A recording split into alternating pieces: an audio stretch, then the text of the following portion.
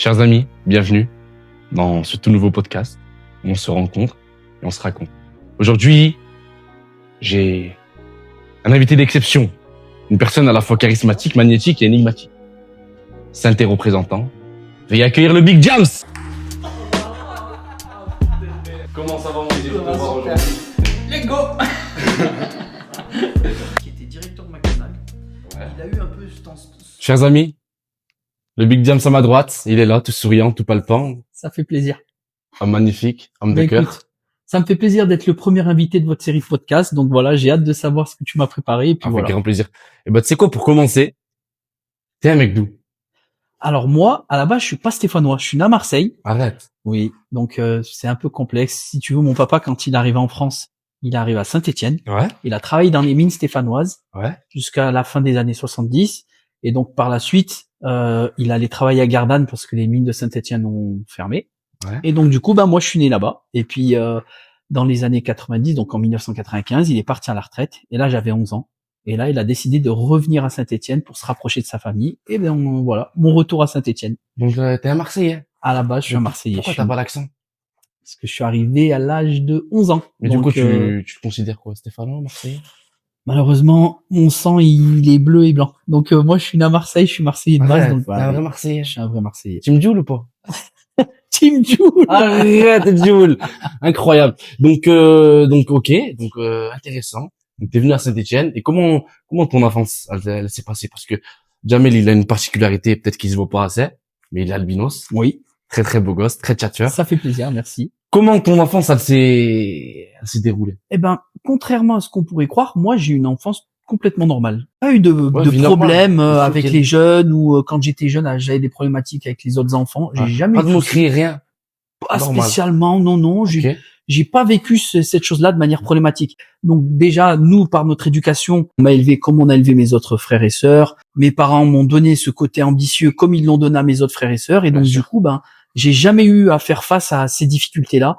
Puis tu sais, quand on est avec un problème de vue ou quoi que ce soit, pour nous, notre réalité, c'est ça. C'est pas comme si, par exemple, je voyais très bien, d'un seul coup, j'ai mal vu. Pour moi, voir, c'est ça. Tu m'as dit que tu avais des frères et sœurs? Oui, donc on est une longue famille, on est 8 enfants. 8 enfants. Voilà, on est 10 à la maison. Ça fait plaisir. Incroyable. Kabyle, c'est ça? Voilà. Mes parents sont nés en Kabylie, de Béjaïa. Voilà. En classe, hein. Tous les Kabyles qui nous regardent. On est très soudés par rapport à nos racines. Ouais. Mais par contre, voilà, moi, personnellement, mes racines, je les rattache par rapport à mes parents. Après, de manière transparente, je suis né en France, j'ai vraiment une culture complètement française dans ma manière de voir la vie, dans mes ambitions professionnelles. On n'a pas un peu cette culture du pays. Quand j'y vais, quand je vais en vacances avec mes parents, on voit que les jeunes de là-bas, ils sont complètement différents de nous dans nos mentalités, dans nos ambitions de vie.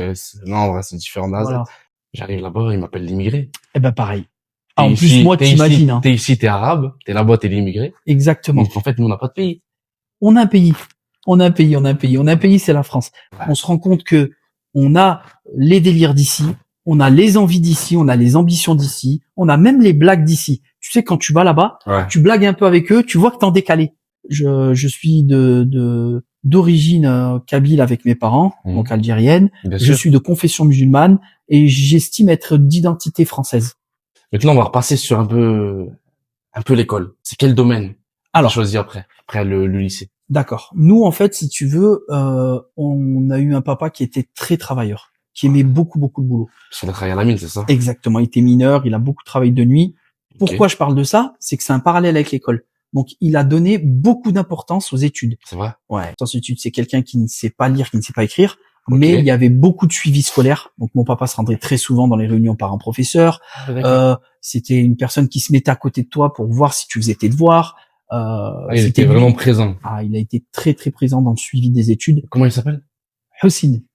Hussein, merci à toi d'avoir façonné l'homme qui est à ma droite. Et j'en suis fier, très clairement. D'accord. Je suis très très fier de l'éducation que j'ai eue. Même ma maman, si tu veux, elle se rendait très régulièrement dans les réunions parents-professeurs, dans les sorties d'école. Quand on rentrait à la maison, elle ouvrait l'agenda.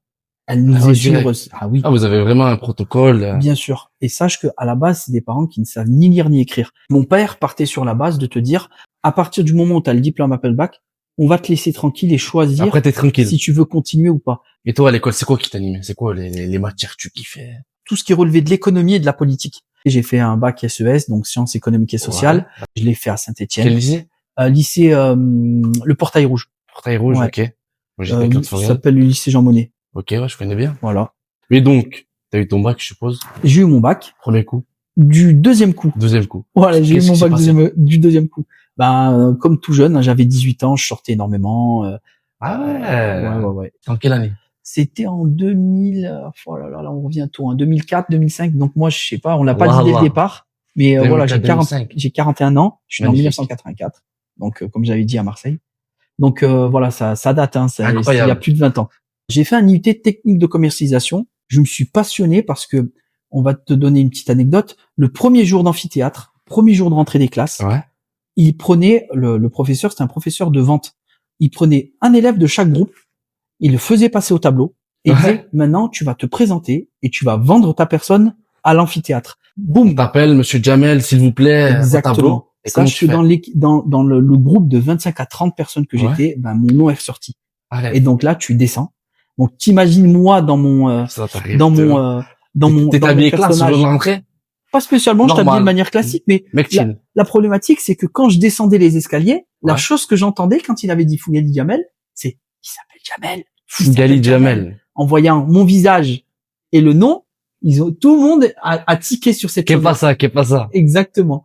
J'ai une personnalité qui fait qu'en fait, on l'oublie très rapidement, cette chose-là. Comment tu peux te caractériser? Alors, Jamel. Là, imaginons que t'es pas avec moi, et demain, je rencontre quelqu'un et je parle de toi. T'aimerais qu'on parle de Jamel comment? Pour te définir un peu ma personnalité, Ouais. j'estime être quelqu'un qui a relativement confiance en soi. Je suis quelqu'un qui est assez structuré intellectuellement. Ok. Bien Je sûr. suis pas la bonne personne pour me définir, mais si j'essaierais de me définir de manière objective, je suis quelqu'un qui a assez de personnalité, de charisme. Je pense que non. Après, j'ai plein de défauts. Et voilà, je sais bien m'exprimer et Qu'est-ce que voilà. vous croyez? Vous pensez que Jamel, il en a dans le cerveau. Ça, encore une fois, quand j'étais jeune, je l'avais moins. C'est C'était vrai? justement en passant à l'IUT et devant faire face souvent à des amphis de 150 personnes. Par exemple, quand je suis descendu le premier jour, Il y avait et combien qu'on de m'a dit personnes? 150 personnes Ah ouais. que tu ne connais pas, avec un silence total, les gens attendent exactement ce que tu vas sortir de ta bouche. Ça crée. T'avais peur? Eh ben, T'es stressé ou pas? paradoxalement non. Arrête. Tu sais pourquoi? Parce Non. que tu vois une foule, mais tu vois pas de visage. Ah, pourquoi par rapport à... Non, même pas par même rapport pas à mon par rapport- même pas par rapport à mon problème de vue, Ouais. mais quand tu vois une foule, Ouais. paradoxalement, j'ai pas été stressé. J'ai Ok. su me présenter de manière convenable et puis ça s'est bien passé. Et combien de temps ça a duré? C'est un DUT que tu m'as dit, c'était en 2 ans? Voilà, 3 ans? c'était en 2 ans. Ensuite derrière, j'ai effectué une licence. Donc Puis là, on a Jamel qui a un profil assez commercial. Voilà, Et exactement. même la façon dont il se vend, c'est assez alléchant. Ça fait plaisir. En sachant que là, il va y avoir un gros changement dans ma vie, c'est que mon frère a ouvert Après la une pizza- licence? Alors en parallèle Donc là, de mes études. c'est à partir de la première année de DUT, deuxième année, Alors troisième année, la ça va. troisième année. Donc, À partir de la troisième année, mon frère a Ouais. ouvert sa pizzeria. Donc moi, Saint-Étienne. à Saint-Étienne, Elle est toujours existante, toujours en vie? à côté de la fac. Non, elle a fermé il y a 2 ans. Donc Ok. c'est une pizzeria qui a existé Comment elle s'appelait? pendant 18 ans. Pizzeria Zappi. Ça s'appelait. Pizzeria Zappi pour tous les connaisseurs. Eh oui, ça se trouvait juste derrière la fac d'ailleurs. Hein. Ok. C'était juste à côté de la faculté. Ok. Donc moi, je faisais un petit boulot là-bas. Hein. Je faisais serveur, je faisais la vaisselle, le ménage, Ouais. des choses comme ça. Ok. Et puis en fait, j'ai été pris un petit peu par l'appât du gain Ok. et je me suis investi pleinement dans la pizzeria avec mon frère. Donc la première année, j'étais un peu serveur, Bien sûr. j'étais un peu voilà, je faisais le ménage, je faisais de la T'aimais prépa, faire ça? des choses comme ça. Spécialement, mais je prenais des sous. Et Ouais. donc quand t'es jeune, tu vas Ah, travailler, c'est plus- prendre ton ouais, petit bien billet sûr. pour C'est sortir, sûr. acheter des beaux vêtements, aller Ah, manger ça. dehors. Ramener une naze. Voilà. Tu as travaillé là-bas pendant combien de temps? Et ben j'ai bossé là-bas pendant 10 ans. Hein. Maintenant, on va parler du déclic entrepreneurial de Jamel. À quel moment l'idée du daily coffee shop de voilà, j'ouvrirai un business, elle est venue? Alors c'est très simple. Déjà, mon frère, c'est une personne qui était directeur de McDonald's. Ouais. Il a eu un peu cet esprit gestionnaire d'entreprise grâce au McDo. McDo, c'est la meilleure école de formation au niveau de la restauration. Ça va. Je le conseille à tout le monde. Quand t'es jeune, tu veux faire un truc dans la restauration, négligez pas le McDo, c'est un petit boulot. C'est ça que je me suis fait refuser 4 fois. C'est vraiment dommage. Par tous les McDo de Saint-Etienne, hein. J'ai postulé 4 fois chez vous. Je sais Et vous l'avez pas voulu. C'est peut-être trop de biceps, trop de triceps, voilà. C'est Faut vraiment leur dire. dommage parce que franchement, c'est vraiment une pure école de formation. Si tu veux, en fait, ce qui est bien, c'est quand t'es équipier, on t'apprend toutes les activités du type faire de la prépa de manière propre, hygiénique, avec des gants. Ouais. Tu as des process de devoir aller Ouais, laver bien tes sûr. mains en permanence. Ok. Et puis après, quand tu montes les échelons, quand tu commences à passer manager ou des choses comme ça, tu pars sur des formations de Paris où ils te font des formations de management. Ouais. Après, quand tu deviens directeur adjoint, ils te font des formations de gestion. Et quand tu deviens directeur, eh ben, tu prends vraiment cette formation-là de création de société, tout ça. Ils te font des vraies formations profondes à Paris. Ouais. Bref. Et moi, en fait, j'ai eu la chance d'avoir accès à mon frère, avec qui j'ai travaillé Ouais. pendant de longues années. Et Ok. c'est lui qui m'a tout appris en termes de gestion, en Ouais. termes de relationnel client, de gestion des salariés, de management d'équipe, de gestion de la logistique, des stocks, tout ça. Donc, j'ai une formation pendant ces 10 ans globale Ouais. grâce à mon frère qui, lui, à la base, a eu une longue expérience au McDo. Ok. Donc déjà, à la base, mon frère, quand il bossait avec moi, qui m'avait formé, mon frère est parti de la pizzeria. Et moi, là, j'ai eu une pure position de gestionnaire, On va dire. comme si c'était mon business. Comme si c'était ton business. Voilà. Je vous remercie. Merci grand frère. Moi, j'avais en tête de me dire, j'aimerais bien ouvrir mon propre truc, j'aimerais bien ouvrir ma petite chose, Ouais. mon petit commerce. Ok. Et en parallèle, il y avait le Mary's Coffee qui avait ouvert juste derrière la fac. Toujours ouvert actuellement. Ils ont fermé. Ok. Ils ont fermé, ils sont délocalisés. Comme vous pouvez le savoir, hein, parce que vous êtes jeune vous aussi, le coffee shop, c'est une activité qui se développe de plus en plus. Ça vient d'où en général? Ça vient des States ou? C'est possible que ça vienne Mais des c'est un States. business qui marche bien. C'est un business qui est en plein essor Ok. et qui se développe de plus en plus dans chaque année. À l'époque, les endroits où les jeunes ils allaient se poser, c'était dans des bars, ils buvaient un coup, ils jouaient au billard. Ouais. Maintenant, les jeunes, quand ils sortent des cours, ils vont aller boire un bon chocolat chaud, se poser entre amis, discuter, rigoler, ou même travailler sur leurs ordinateurs. Donc les habitudes, elles ont un peu changé de la jeunesse. Le coffee shop, c'est rien à voir avec un snack ni un restaurant. Exactement. C'est quoi? On peut dire un intermédiaire? Par exemple, tu prends un restaurant, c'est pour aller manger. Ouais. Tu prends un snack, c'est pour aller manger. Un coffee shop, c'est par exemple, je vais passer mon après-midi à travailler sur mon ordinateur, ou je vais aller sortir des cours, je vais aller passer un petit moment avec mes copines, on va boire un coup et rigoler ensemble. Bien sûr. Je trouve que c'est une autre identité. Et Ok. d'ailleurs, tu as tout intérêt quand tu ouvres un coffee shop à créer un réel univers, une vraie identité, parce que justement, Ouais, c'est ton ce que les image de gens marque. recherchent. Quand je travaillais dans la pizzeria, Ouais. j'allais au Mary's Coffee, j'allais Ouais. boire des verres, et je voyais énormément de personnes. Je voyais beaucoup de gens qui étaient issus de la communauté maghrébine, que ce soit le Mary's Coffee Shop ou un autre coffee shop à Saint-Étienne. N'importe lequel, Il n'y entre avait guillemets. pas de halal. Et donc, je me suis dit, l'idée, ce serait de créer un coffee shop Ouais. avec le même univers où les gens puissent avoir la capacité de pouvoir manger, par exemple, un bagel au poulet, un bon wrap hot au dog. poulet, une crêpe salée viande hachée, un bon hot dog. Ah là Donc, là, un essayer bon hot dog. de proposer cette gamme-là, mais Ok. tout en gardant un esprit généraliste, Bien sûr, bien ouvert sûr. à tout le monde, avec une identité européenne. Donc nous, par exemple, ce qu'on cherchait à faire, c'était un peu un univers british avec les briques rouges, des choses comme ça. Ouais. Voilà, D'accord. c'était ça l'idée. Ok. Donc moi, quand je voyais que le Mary's Coffee était une structure coffee shop qui se développait, ils en avaient ouvert 3 sur Saint-Étienne. Ok, Je me suis dit, 3. pourquoi pas venir s'intégrer dans ce marché-là, mais en essayant d'apporter ma touche personnelle, c'est-à-dire avoir des produits un peu différenciants, mais aussi avoir ce produit, ce côté concept-là, halal voilà, halal, Ok. exactement. Et donc, la carte, c'est toi qui l'as créée de A à Z ou tu t'es inspiré Oui. Alors, des autres? la carte, c'est une inspiration personnelle. Nous, ce qu'on a fait, c'est qu'on a acheté des livres. Plutôt que d'aller chercher sur Internet, sur les sites Internet classiques, des recettes de produits et tout ça, on a voulu apporter un format un peu plus carré, un peu plus pro. Ce qu'on a fait, c'est qu'on allait élaborer à la base une carte assez classique de choses qu'on maîtrisait. Puis par la suite, avec l'expérience, être en capacité de proposer des produits voilà, à la fois différenciants et qu'on maîtrisait techniquement. C'est à force de faire une crêpe, Ouais. quand on a fait 100 000 de crêpes, le fait de faire, avec le temps, tu vas choper cette expérience-là que Ok. tu n'avais pas avant. Donc cette expertise. Pour devenir expert d'une chose, il faut la reproduire, Ok. et la reproduire, et la reproduire, et la reproduire. Ça marche. Et voilà, c'est le secret. C'est ce qui fait qu'aujourd'hui, depuis 8 ans et demi, on est ouvert. Si je peux donner un conseil à beaucoup de gens, il y a beaucoup de gens qui suivent beaucoup de formations sur Internet. Donc, ils vont regarder des formations de personnes qui leur vendent des formations. Ok. D'accord? Moi, je trouve que c'est une erreur. La personne, pour apprendre, il faut qu'elle fasse. À force de faire. Expérience. Exactement. C'est le mot-clé. Tu sais, il y a beaucoup de gens qui disent une chose, c'est à force de tomber qu'on apprend. Tu vas C'est te refaire. vraiment ça. C'est à force d'étaler des crêpes et de les trouer. Et au fur et à mesure, tu la refais, au fur et à mesure, tu la refais, tu la retrouveras plus. Par contre, Ok. si tu passes ta journée à regarder un mec comme moi qui t'explique comment étaler la crêpe, Ouais, c'est tu sûr. sauras jamais la faire. C'est Et c'est sûr. cette problématique des formations, c'est qu'il y a beaucoup de gens qui pensent qu'ils se mettent dans des projets Ouais. en lisant ou en regardant beaucoup de formations. qui leur apporte beaucoup de théorie, très peu de pratique. Ouais, c'est ça D'accord. qui est dommage. On vous explique, en 10 vidéos, on va vous apprendre comment faire des jolis ongles, comment faire des jolies coupes. Ben, si tu fais pas les ongles, si tu fais pas les coupes, ça marchera pas. Ah ouais, tu seras toujours nul, hein, Tu seras toujours nul, vraiment. Incroyable. Donc, voilà. Donc là, on était à l'idée du coffee, Yes. du Daily Coffee Shop, mais le nom, il était pas encore en tête, Oui. on suppose. Oui. Est-ce que t'avais peur? À la fois oui, à la fois non. Pourquoi? Parce que, déjà, peur que ça échoue, ça me pose pas de problème. C'est vrai? Oui, parce que, allez, il y a 2 qualités qui sont super importantes pour moi. C'est, t'as l'idée de la faire, il faut le faire, faut pas attendre, voilà. Un bon entrepreneur, c'est une personne, il a une idée, il l'a fait. Et après, la deuxième chose qui est importante, c'est de la compétence. C'est-à-dire que si tu fais des choses que tu ne maîtrises pas, tu vas échouer, c'est bête, ça sert à rien. Il faut que tu maîtrises. Par exemple, moi, je suis dans la restauration.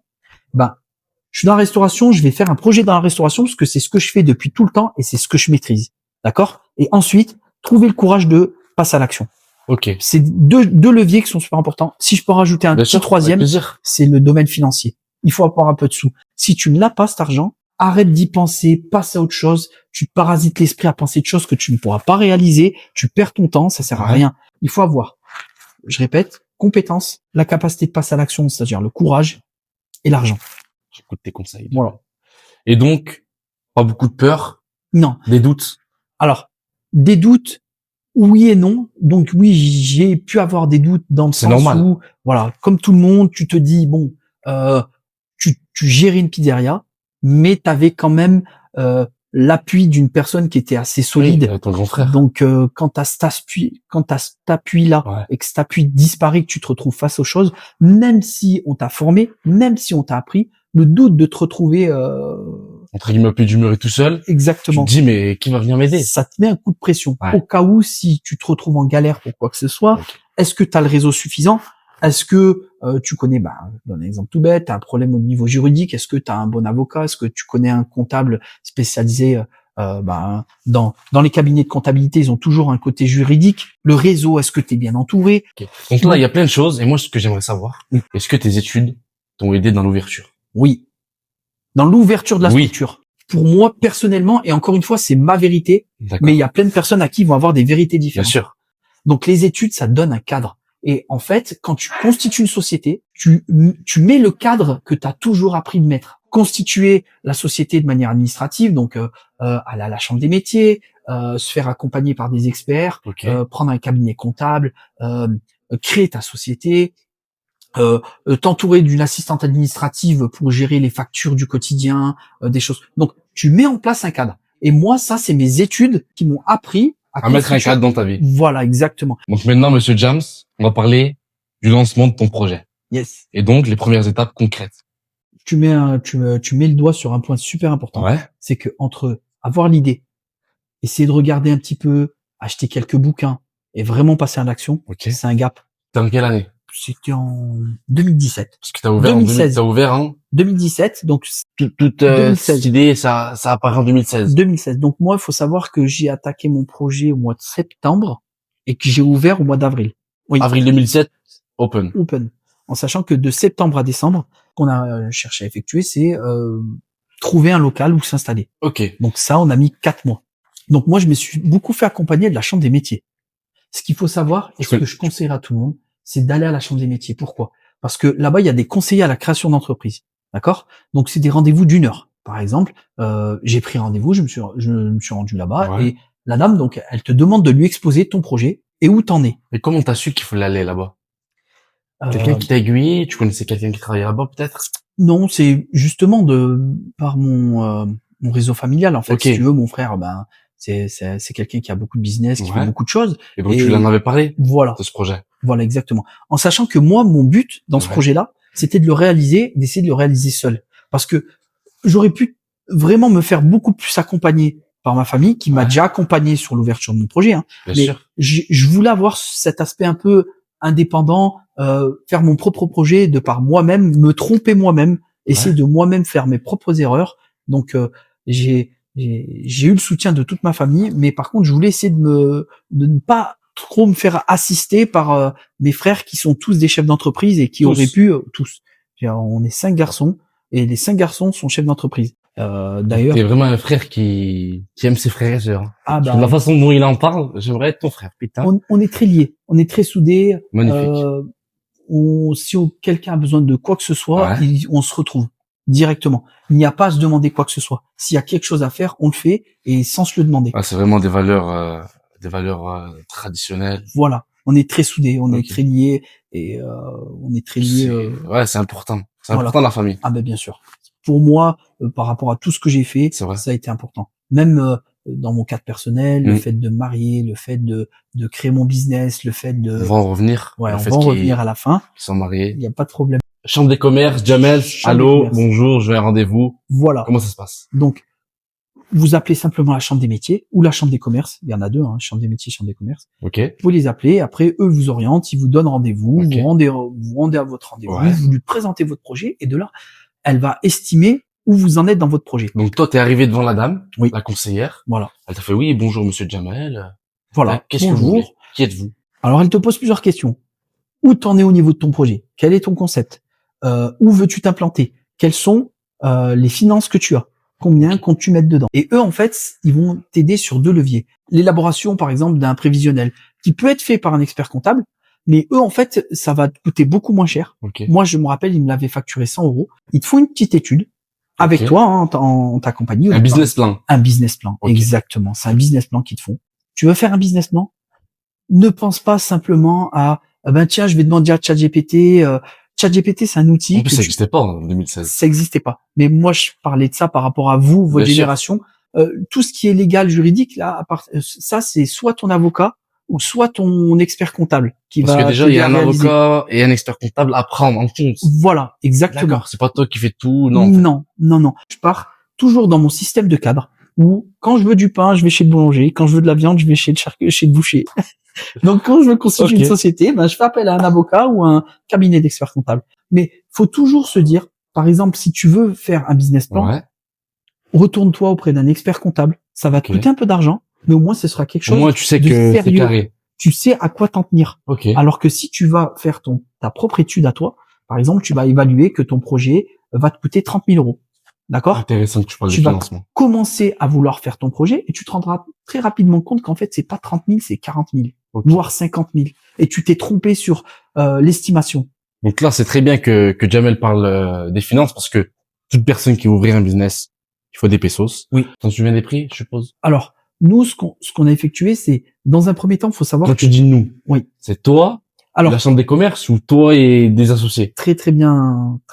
J'ai ouvert avec un associé. Ok. On était deux. Donc, Donc vous moi, êtes j'étais deux. propriétaire de la société à 85% Ok. et lui, il avait 15% des parts. D'accord. Donc, quand on a estimé à peu près les moyens qu'on avait pour mettre dans un projet, on a regardé, parce que très souvent, tu peux le penser dans les deux sens. Soit tu regardes ce que tu as et tu regardes ce que tu peux faire avec ce que tu as, ou soit tu regardes ce que tu veux faire et après tu regardes si tes finances que tu as Ok. peuvent aboutir à ton projet. Donc, si j'ai bien compris, tu t'es pas dit je vais aller à la banque ou je sais pas. Non. T'as regardé ce qu'il y avait dans ton compte en banque. Oui. T'as regardé, tu t'es dit voilà, j'ai cette somme. Oui. Qu'est-ce que je peux faire avec? Voilà, c'est ça. C'est que moi, je passe pas par les financements bancaires, Donc, c'est-à-dire les crédits. les crédits.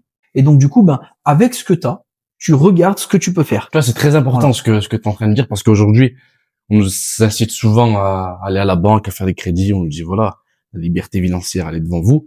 Et donc, le témoignage de Jamel qui nous dit qu'il n'a pas fait de crédit, c'est intéressant. T'as deux leviers. Aujourd'hui, on va être transparent. Ouais.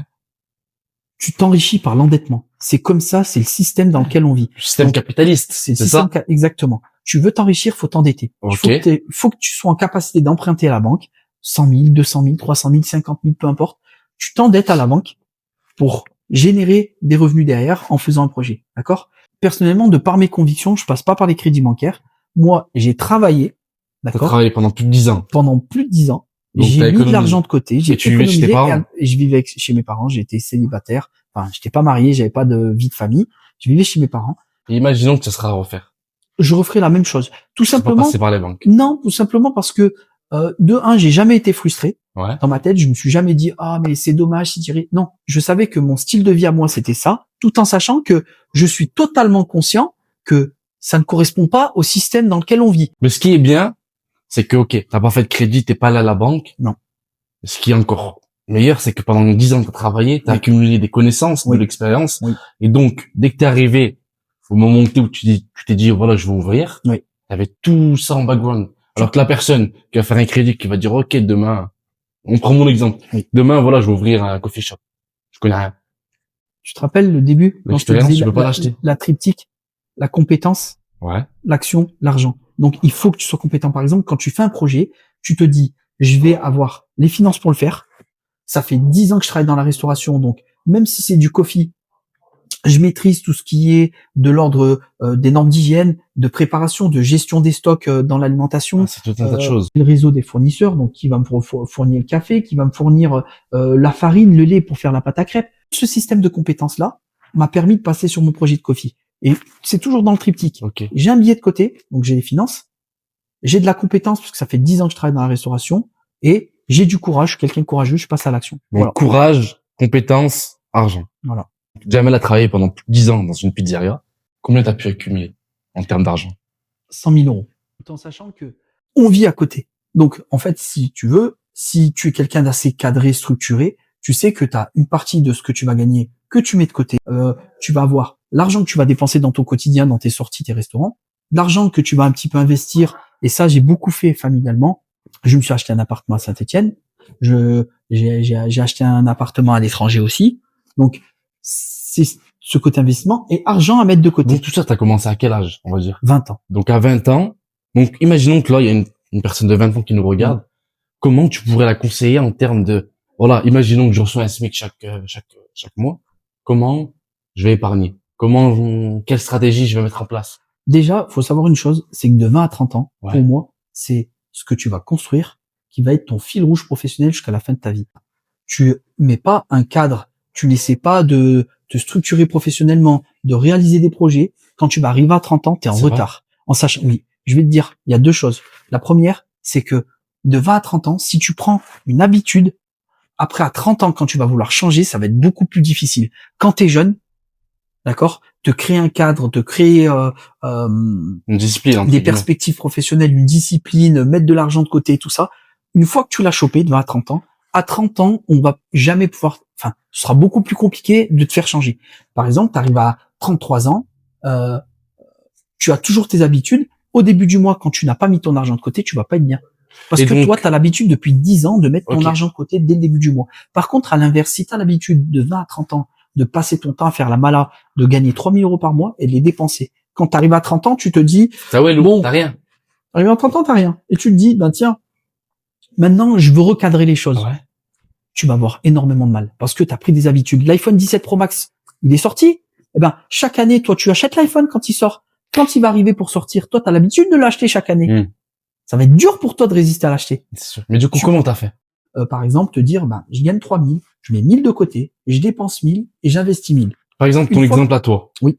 Donc, de 20 à 30 ans, comment tu t'as géré cet argent? Imaginons qu'on va partir, que tu gagnais 1 500. Oui. Comment ces 1 500, Un tiers, un tiers, un tiers. donc la personne qui va gagner 1 500, Oui. elle va mettre un tiers dans quoi? Alors, il faut que je rectifie un tout petit truc. C'est qu'en fait, tout dépend du profil. Je te Ok. donne un exemple tout bête. Tu prends mon profil à moi. Je mets Profil un tiers de Jamel. côté, Ouais. un tiers que j'investis et un tiers avec quoi je m'amuse. Imaginons que tu vis pas chez papa, Intéressant. maman et que tu as un Ok. loyer à payer. Ouais. Ça change tout. Mais c'est horrible. Tu vois ce que je veux dire? Ça veut dire qu'en fait, il faut vraiment réfléchir sur le cas par cas. Par exemple, tu gagnes 1 500 euros par mois. Si Ouais. tu es une personne qui vit chez tes parents, il faut que tu sois en capacité de mettre au minimum 500 euros de côté, 500 euros à dépenser et 500 euros à réfléchir pour de l'investissement. Mais quand tu te dis investissement, on va dire que voilà, tu reçois ta paye, 500 euros, tu mets de côté direct. 500 euros pour te monter tes dépenses, voilà, tu veux manger dehors, tu vas au cinéma, etc. Mais ce qui est côté investissement.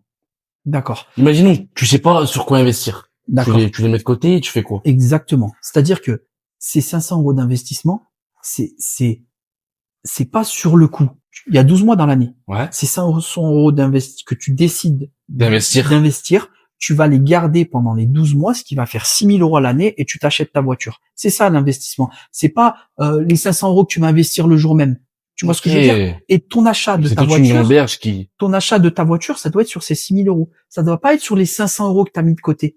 Ces 500 euros de côté, ce C'est sont de côté. côté. C'est pas de côté pour acheter sa Intéressant. voiture. Donc, 500 euros dans l'investissement, c'est pour ne serait-ce que acheter une voiture, avoir la capacité un jour, si tu as un projet qui tombe, qui arrive d'un coup, tu as le billet pour faire cet investissement. Tu sais, à des moments donnés dans la vie, il y a des questions d'opportunité. Et tu vas passer à côté de certaines opportunités parce que, justement, tu n'as pas pensé à mettre de l'argent de côté. Et ces 500 € que je mets de côté, moi, je les ai mis plutôt dans le cadre de vie personnelle. Il va y avoir des choses qui vont t'arriver dans la vie. Bien Tu sûr. vas rencontrer une femme, tu vas te marier. Tu as mis pendant 10 ans 500 € par mois pendant 12 mois. Ça te fait 6 000 €. Pendant 10 ans, ça te fait 60 000. Tu rencontres une femme, tu vas te marier avec elle, tu vas prendre un Donc là, appartement. on va prendre ton exemple parce que C'est ça. je crois qu'il aime trop sa femme et il va en parler. Exactement. Donc J'avais donc, comme je t'avais expliqué dans mon process, j'avais déjà accumulé de l'argent de côté, ok.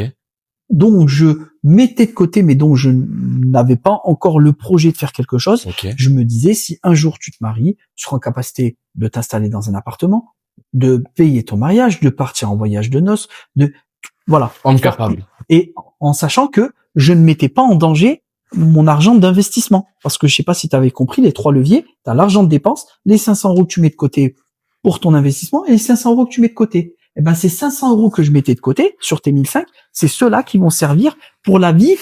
Quand il va t'arriver quoi que ce soit. On reprend ce truc un peu des études. Ouais. Les études, en fait, ça m'a permis à moi de me cadrer. Ok. D'accord? Donc, j'ai créé un système de cadre dans ma vie où, quand je gagne de l'argent, il faut que je sois en capacité d'en mettre un peu de côté. Il faut que je sois en capacité de garder un levier d'investissement. Je connaissais pas cette Donc, technique. ça, c'est le levier d'investissement. Dès maintenant, je pense que je pratiquais la méthode de Jamel. Parce qu'en fait, je suis en train de me rendre compte que niveau financement, je suis en train de faire n'importe quoi. Ce qui est très, très important. Je veux pas qu'on fasse passer des images, Bien sûr. comme par exemple toutes ces choses où les gens te vendent des formations sur Internet. Moi, ce qui est important à savoir, c'est que je vous donne mon expérience de vie, mais qui est ma vérité et qui peut être ta vérité de manière différente. Pour tout conclure ton propos, la meilleure des choses, c'est tout ce que tu veux faire, ça passe par l'expérience, c'est ça? Exactement. Prenez le temps, construisez-vous votre propre expérience qui va vous créer votre vérité. Et voilà. Ne cherchez pas en permanence une personne qui va vous expliquer sa philosophie à lui. Créez-vous votre expérience, travaillez. Au bout d'un moment, quand vous allez travailler, vous allez vous créer de la compétence. Cette compétence va vous permettre par la suite de passer à un projet. Et ce projet-là, il va être basé sur votre expérience, votre compétence, les moyens financiers que vous allez avoir vous-même à l'instant T. Et voilà. Ok. Et donc là, on est en 2017, on est en avril 2007. Oui. Et donc là, t'es le jour J. Est-ce que tu te rappelles de la date? C'était le 4 avril 2017. Donc 4 avril 2007, tout. Qui est le premier client? Alors, les premiers clients, c'était des amis. Ami. Donc, c'était des gens qu'on connaissait. Ok. Et malgré tout, vague de panique. Vague de panique parce que, voilà, on a ouvert et il y a eu beaucoup de monde qui sont venus, beaucoup de gens qu'on connaissait. Grosse vague de panique. Ah ouais. Quand tu dis on, parce que tout à l'heure, tu m'as pas Moi répondu. et mon associé qui était à l'époque, donc, qui s'appelle Mohand. C'est un associé qui avait ouvert avec moi et qui a arrêté au bout de 2 ans et qui m'a revendu ses parts et que j'ai racheté les parts. Il y a 5% des parts au Daily Coffee. Exactement. Quelle rue déjà? 19 rue du 11 novembre. Let's go! Ok. Et donc, ils viennent et nous, comment ça se passe? En fait, si tu veux, on était un coffee shop qui était, on va dire qu'on était les seuls, puisque le Mary's Coffee qui avait ouvert derrière la fac a fermé au moment où nous on ouvrait. On s'est retrouvé le seul coffee shop à proximité de la fac. Donc cette opportunité-là, on l'a saisie directement en allant rencontrer ou en contactant les différentes associations étudiantes, en faisant des partenariats avec eux. Et donc dès le départ, les étudiants ont pris l'habitude de venir consommer chez nous. Et donc on n'a pas eu un temps où on avait eu besoin de se faire connaître ou quoi que ce soit. Maintenant, j'aimerais savoir, est-ce que tu as eu des galères, des difficultés, des échecs? Plein. Ce qu'il faut savoir, c'est que moi, je n'ai pas eu personnellement, dans ma vie personnelle, de grosses difficultés ou de gros échecs ou de choses auxquelles j'ai dû faire face difficiles. Que Dieu les protège. J'ai encore mes parents, j'ai encore mes frères et sœurs, j'ai mes neveux, mes nièces. On n'a pas eu de grosses problématiques dans la vie à l'heure actuelle. Bien sûr. Par contre, au niveau de mon business, on en a eu plein. C'est vrai. Donc, par exemple, on va prendre le plus gros problème auquel on a eu faire face, c'est le Covid. Donc, quand le Covid il est arrivé, on ne peut plus accueillir de personnes dans le magasin. Ouais. Tu ne peux plus générer du chiffre d'affaires. Par contre, tu dois continuer à payer des loyers. Tu te retrouves dans une difficulté où toi-même, tu ne sais même pas comment tu vas te payer. Ok. Si tu veux, à la base, on a eu un mouvement de panique. On s'est dit comment on va faire. Ok. mais sans savoir ce qui nous attendait. Et puis par la suite, quand on voyait que les factures tombaient et que l'activité n'était pas là, là on a réalisé dans quel La bourbier on panique. était. La panique. Et comment vous avez fait? En fait, on a eu des mois de galère où on se payait pas, où on C'est vrai vivait, oui. Après, bon, nous, comme on a réussi à travailler sur les 3 premières années, on a su, donc ça aussi, Faire les c'est un tiers. encore mieux, c'est que là, ça, c'est ma vie personnelle. Mais professionnellement, ce qu'on a fait, c'est constituer une trésorerie. Mais tout ce que je peux te dire, c'est que quand tu ouvres une boîte, on t'apprend une chose, c'est que la trésorerie, Ouais. c'est la base. C'est pas combien tu peux gagner, c'est pas combien tu peux rentrer dans ta poche, c'est qu'est-ce que tu peux te constituer comme trésorerie. Pourquoi? Si un jour il y a quoi que ce soit, comme par exemple le Covid, t'as une trésorerie qui permet de ne pas faire couler ta boîte. Ouais. Donc tu peux payer les factures, tu peux encore acheter un peu de mobilier, rénover un peu ton magasin, acheter des nouvelles assiettes, faire ta nouvelle carte, tout ça, ça coûte de l'argent. Donc du coup, voilà, les besoins au quotidien d'une société de restauration, parce que moi je vais te parler que de ça, parce que c'est ça que je maîtrise, ça nécessite des dépenses régulières, changement de carte tous les 3 mois, réapprovisionnement des stocks, les salariés, tout ça. On s'en est sorti parce qu'il y a eu beaucoup d'aides aussi de l'État. Donc oui, Macron a mis en place des aides aux entreprises. Merci à vous, Monsieur le Président. On le remercie. Tu veux le remercier avec moi? Ah moi je le remercie. Merci beaucoup. Et allez l'OM. Et allez l'OM. On a bénéficié de beaucoup d'aides de l'État. Ouais. Et ces aides de l'État, ça nous a permis de rester à flot. Et après, quand la boutique a réouvert, justement, le post-Covid a été compliqué. C'est vrai? Ouais. Plus dur que le Covid en lui-même? Ouais. Le post-Covid, on a traversé une petite crise économique. La consommation, elle était, elle s'est abaissée. On a eu beaucoup de vagues, comme par exemple une forte inflation des matières premières. Donc ça, vous vous en rappelez quand il y avait les augmentations des produits en magasin.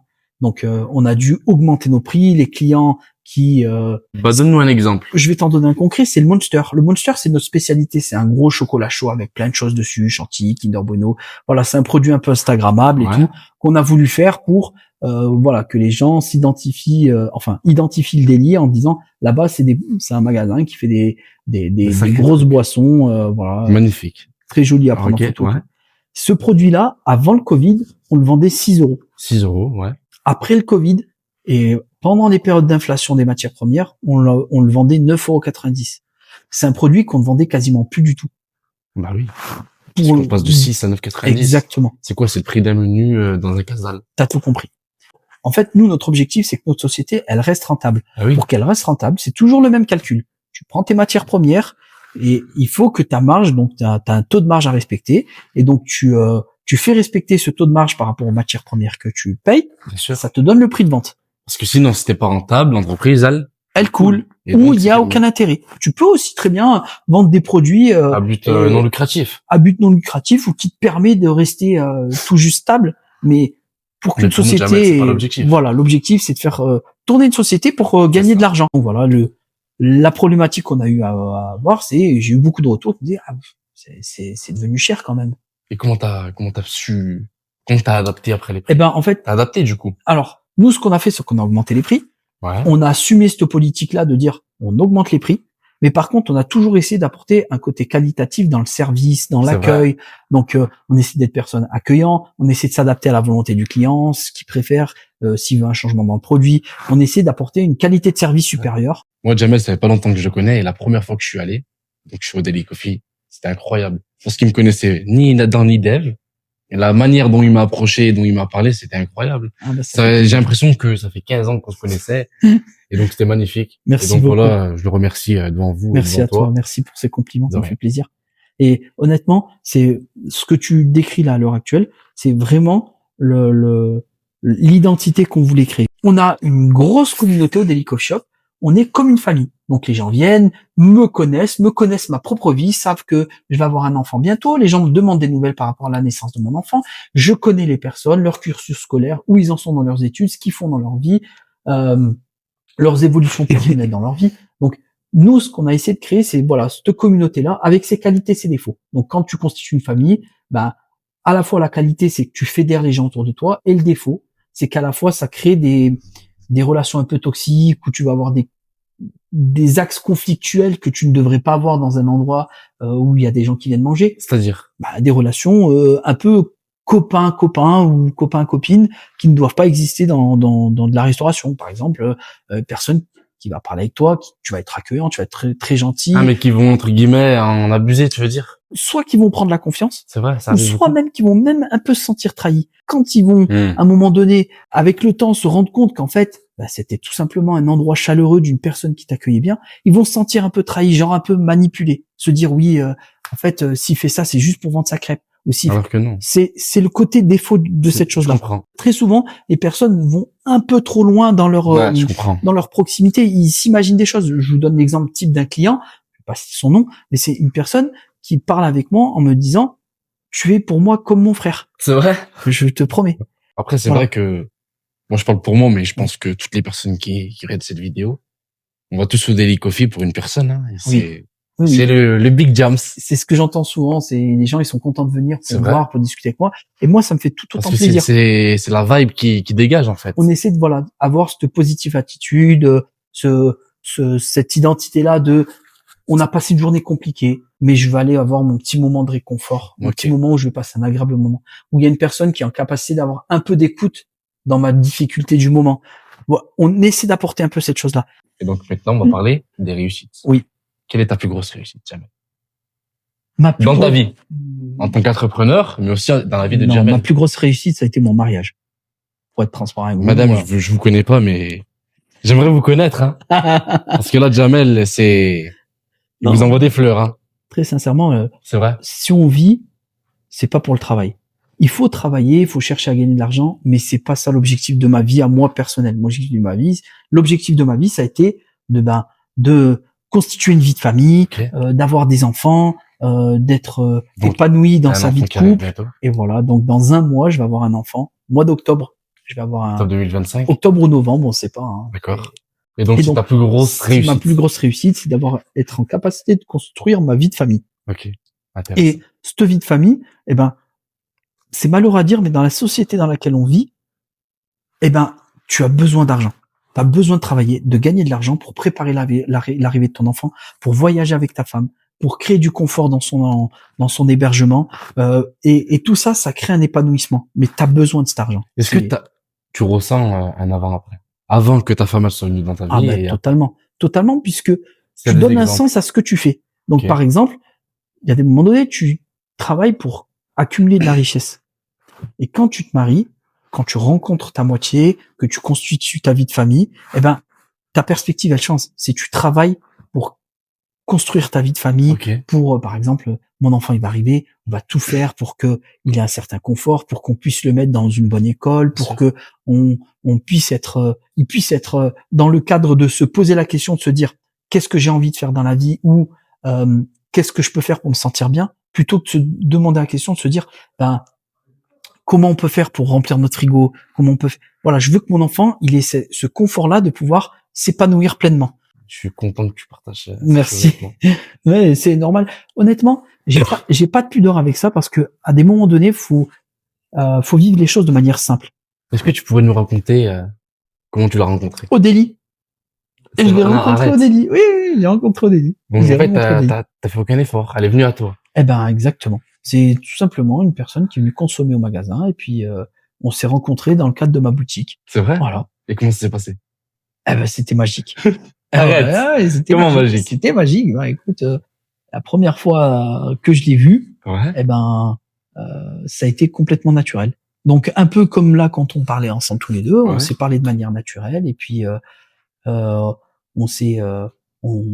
a pris nos réseaux, on a communiqué de manière naturelle encore une fois, c'était simple, c'était fluide et puis quand il y a des moments donnés, il y a des évidences qui arrivent comme ça dans ta vie, voilà, c'est parce que pour toi c'est une évidence. C'était une évidence, c'était simple. Il y a des choses qui sont très simples et c'est les choses les plus simples qui sont les plus belles. Quand tu rencontres une personne que tu parles de manière naturelle, qu'il n'y a pas de tabou, qu'il n'y a pas de attends, je vais lui parler comme ça pour paraître comme ça ou je vais essayer de la séduire en étant comme ça. Il n'y avait pas tout ça. Elle était très simple et c'est elle qui m'a plus mis en confiance que je l'ai mis en confiance parce que elle avait tellement une simplicité que ça m'a poussé à être naturel parce que je me suis dit avec ce genre de personne, ça a aucun espèce d'intérêt de jouer un rôle. Il y a le naturel qui va primer, c'est comme ça. Et donc là, je pense que, et c'est même sûr, ta femme, elle va regarder cette vidéo. Est-ce que tu aurais un message à lui faire passer? Face caméra, donc tu vas te tourner à droite.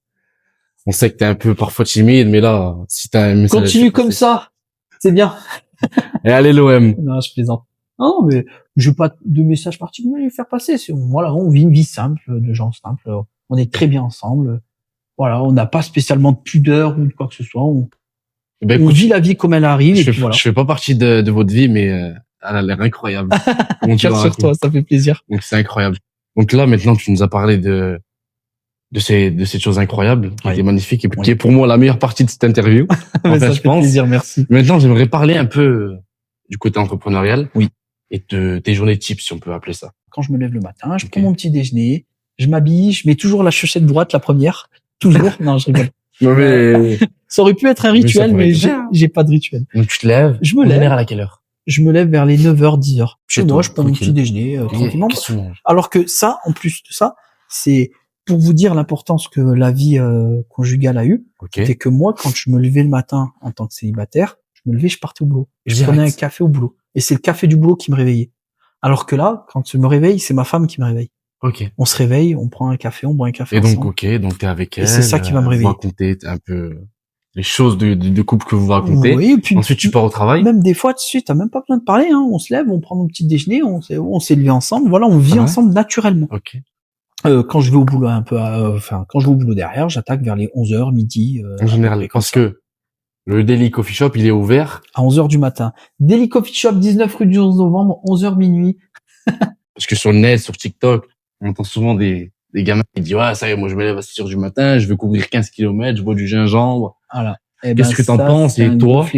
J'ai l'impression qu'il y a beaucoup de gens qui sont perte de repères. Bien manger, c'est très important. Bien sûr. Bien dormir, c'est très important. 5 fruits et légumes par jour. Exactement. C'est vraiment ça. C'est bien dormir, c'est important. Bien manger, c'est important. S'entretenir, faire un peu de sport, c'est important. C'est sûr. Il y a aucun problème là-dessus, mais c'est des vérités. C'est comme enfoncer une porte ouverte pour moi. Est-ce que toi, t'as eu un mentor dans ta vie? Enfin, je pense. Tu m'as beaucoup parlé de ton père, de ton frère. Voilà. Moi, en fait, si tu veux, naturellement, encore une fois, naturellement, mon mentor, ça a été mon père. Parce que ça a été quelqu'un que j'ai vu beaucoup travailler. Et c'est pour ça que je mets beaucoup en valeur la force de travail. Il y a beaucoup de gens qui disent oui, tu travailles trop, mais en fait, il faut travailler de manière plus intelligente. Moi, je suis entre 60 et 80 heures par semaine. C'est vrai. Selon. C'est énorme. Ouais, c'est énorme. Imaginons que derrière cette caméra, il y a une personne de 18, 20 ans. Qu'est-ce que tu lui dirais? C'est simple. Adresse-toi à la caméra, regarde-la et dis-lui. C'est simple. Forme-toi. Apprends. Sois endurant.